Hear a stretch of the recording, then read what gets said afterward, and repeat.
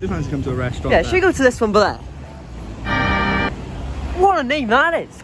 Wow, I bet they do some plastering inside. You see the name of that, Scott? Yeah, mate, it's looking good, isn't it? What's it say? I don't know, mate. Can you say I it? guess it says subscribe to DWE, you know? Yeah. Like, you know, that is what you have to do at the end of the day. Hell, it feels like a long time since we've been doing this. I hope you like the new intro. And right, generally, I haven't been uploading much wrestling or nothing, just nothing. I've been busy. Wrestling's been quite dead, like this pay-per-view. Generally, I always quite positive WWE, even the bad stuff. But it weren't all that. Right, we had some decent matches. It was a fun card, but weren't all that. Well, I couldn't really get into it, I gotta be honest. So this is the YouTubers review. We got all the big guns in. Bonafide, West Coast Pop, Non-Stop Wrestling Chat, Wrestling with Volbridge. He's actually come on the scene, lads. He's gonna overtake us. Like, he's insane. He's ludicrously good at his YouTube. He'll overtake us soon, probably. And yeah, Dom as well. TM1610. I think he's been on every one, actually. I'm not too sure. I have to check that. But yeah, thank you to all you lot. Obviously, like and subscribe. But wrestling is coming back. If you want to bring wrestling back to the Attitude Era heights, then join me in subscribing. Let's get into this YouTuber reviews. WrestleMania Backlash. So, we had Ricochet vs Sheamus. I forgot. I gotta be honest. I don't need to the end. Yeah, it was alright. 6 out of 10. And yeah, Raw Women's Championship match. This was actually, it was alright. It was one better match, God. Fast pace, and I liked this. All the spots towards the end, it involved all three of them, not just two people. And I thought it's really hard to do that in a triple threat. But it's really cool. See, every spot involved all three at all times. This one gets a 6 out of 10. I couldn't care much for the story or anything, right? I gotta be honest. But yeah, it was a smooth finish as well. This finish was very smooth compared to WrestleMania. So yeah, 6 out of 10. To review this from LA, baby. West Coast Pop. What's up, DW? It's your boy Knock from the West Coast Pop. Glad to be back on your channel once again. This time I'm reviewing Rhea Ripley, the Nightmare versus the Opportunity, Charlotte Flair versus Asuka. Triple threat match to kick off WrestleMania Backlash. This one, they got straight out the gate, man. It was fun. It was high-paced action in the beginning. Slowed down a bit. Had a lot of reversals. Had a lot of good moves. Everyone looked strong. In the end, though, Asuka took the pin from the Riptide. Rhea retains after a big boot from Charlotte on the outside. That rivalry is going to continue. Charlotte versus Rhea, so I'm looking forward to that. Hopefully, Asuka has something to do afterwards. As for the match, I'll give it an 8 out of 10. It was a solid match. Definitely enjoyed. Not the best match on the card, but definitely really good. And, you know, Charlotte crashing on a triple threat. She can crash as many triple threats as she wants. She's the opportunity. She elevates it. She could have joined Omega Okada. Did she need to be there? No. She made it better. You know it. So, peace out, man. Thanks for having me on the channel. And he loves a bit of Charlotte Flair. What can you say? She is Ric Flair's daughter. You know, no wonder why she is so good. And she is probably one of the better women's wrestlers on that whole entire, you know, in the world. Which is hard to do. And now next up, the tag match. This is my favourite moment of the show.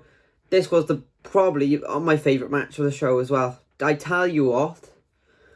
Right, I know the triple threat was really good, but like, this match, actually, I felt like it could be made a bit of a bigger deal. Like your first father and son tag team championship. You know how rare that is. And that's going to be. And it was just like a bit of a yes or whatever moment. They didn't make it if that was me, that's a big deal. That's your main event match because it's the first ever son and dad tag team champ. You know, like that should be made a lot bigger deal than what it is. And it's the Mysterios, one of the most iconic names in wrestling. Yeah, but Ray did really well at the start. Fair do some. You must say, you know, Robert Roode and Dolph Ziggler, they have, you know, Robert Roode's built, like, you know, you have to take both of them on. Fair play. We saw some cool moves. I really like the little skid dive he does off the apron. You know, they played their old, like, weird, delusional heel role well. And then when Dom came out, you knew it was happening. When Dom came in, oh, and I tell you what, Dom, he deserves that title. Really happy for him. Like, how cool is that? Imagine you're a wrestler and your son, you're a tag team champ. That's such a cool moment. Like, I'm so happy. This match gets an 8 out of 10. It really felt like the tag division cared.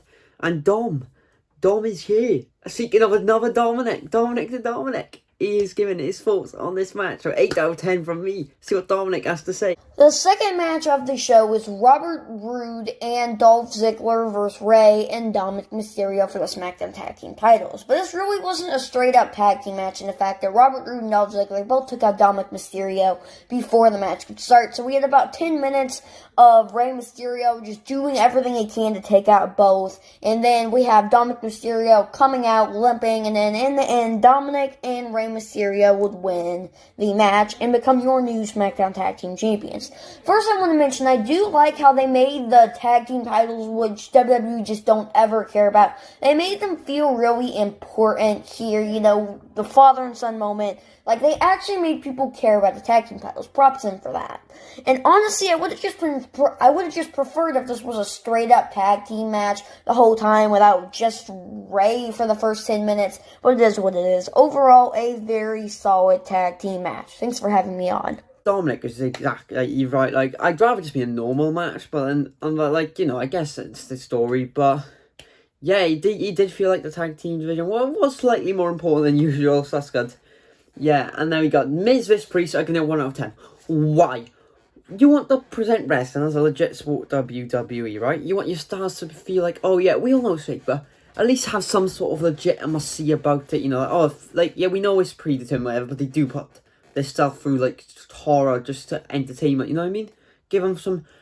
How does Damian Priest and Miz fight in with zombies around the ring just to promote some crappy film on Netflix, probably? Sorry, Batista. You know, I'm not interested in that film, and then I skipped this match. 1 out of 0. Why would you have zombies? It's so dumb. I guess kids maybe, but even kids will laugh at that and go, that's fucking so fake. Like, it's stupid. But we have got phone. I'm so glad I got phoned up. Like, he done this match. He hates the Miz with a passion, if you know him. Everything he hates the Miz. That's the main thing. And the fact that he got him on the match where he gets eaten by zombies. Oh, you're in for a treat. I'm warning you, headphone users. Turn the volume down because you're about to listen to the rant from Bonafide Heat. The match I was given was The Miz versus Damian Priest, and this was pretty strategic. Everybody knows how I feel about this match. Everybody knows how I feel about The Miz.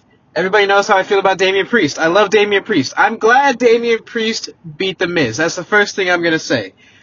But what you have here in this match is WWE, they're promoting Dave Bautista's movie, Army of the Dead, or whatever the hell it's called. So they decide, before the match, John Morrison walks in the locker room, and he sees zombies. Okay, whatever, in the locker room, that's fine. A backstage segment promoting the movie, okay, zombies, whatever, that's fine. Now we get to the actual match, Damian Priest versus The Miz, and zombies eat The Miz. Damian Priest beats The Miz by having zombies eat him. And people are going to defend this because they love The Miz, and I love Damian Priest, and I'm gonna defend him to an extent. He's just doing what he's told. He has no creative input. The Miz has some input. I'm sure Vince was like, look, Mike, this is what we're going to do. We're going to promote this movie, and Miz had to do it. But Miz has some input here. He's got to have a little bit of input. This is just embarrassing. This is easily one of the worst matches in wrestling history. A lot of people can say it is the worst. You have zombies. People dressed up as zombies eating The Miz. It's horrible cosplay. It didn't look real. It wasn't CGI zombies. It was literally people dressed up as zombies eating a 41-year-old reality TV star. I've got Bianca Belair versus Bayley. This match was actually quite decent. I like how they used the hair. Dodgy finish. Means we're going to have a rematch. And it's, yeah, it was alright. 6 out of 10 again. Nothing too special. We have TM161 to review this match. Sasha is coming back. Listen, y'all. Bianca versus Bayley was a decent match. I liked it. I liked it. You know what I'm saying? If I could grade it, I would grade it a 7 out of 10. Even though pay-per-view trash. But anyway, Bayley and Bianca's going to continue. It's going to continue. Bianca won in a messed up finish. A messed up finish which lead me to the results of Sasha's going to come back and beat Bianca. Possibly. But overall, the match was okay. 7 out of 10. Bianca retains. We'll see what happens next. A dodgy finish, and I tell you what, I'd love to see Sasha back. I think she's been heavily missed on SmackDown recently as well. I agree with him on that. And now we had the WWE title match. Drew, Braun, and Lashley. Fair play. This was the best match on the card, definitely. Best match of the night. That and the tag match. 8 out of 10 again. It was just really fun spots, you know. You had Lashley go through the stage. That powerbomb from Braun looked like a monster again. He looked like a man who's capable of running through that whole roster again. He looked very strong. You know, got the powerbomb Drew through the table was brilliant. The finish was good as well. Claymore, but Lashley snuck in for spear. It was very clever how it's done. Just a big fun fight. And speaking of Wrestling Rumble earlier on the video, we got him in, and he's obviously gonna talk about this match. Yeah, but for me, it's like really fun. 8 out of 10.